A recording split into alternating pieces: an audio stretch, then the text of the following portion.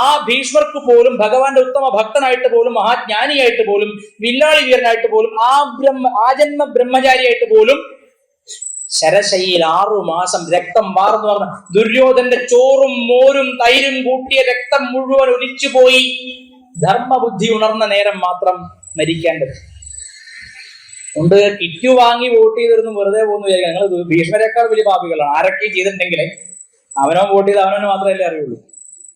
അതുകൊണ്ട് പറയുന്നു ആരെയും ഈശ്വരൻ വെറുതെ വിടില്ല. കാരണം നമ്മുടെ ശ്രദ്ധ എനിക്കൊക്കെ ഞാൻ ഒരിക്കൽ ഉച്ചയ്ക്ക് ഊണ് കഴിച്ചുകൊണ്ടിരിക്കുമ്പോൾ കോടതി വിധി വരുന്നത് 2018 സെപ്റ്റംബർ 28 സത്യം പറഞ്ഞാൽ അത് കഴിഞ്ഞ് അന്നം കഴിക്കാൻ പറ്റുന്നില്ല, അത്രയും വിഷമം. നമ്മുടെ കുടുംബത്തിലുള്ള ഒരാളോട് അധർമ്മം ചെയ്ത പോലെയാണ്.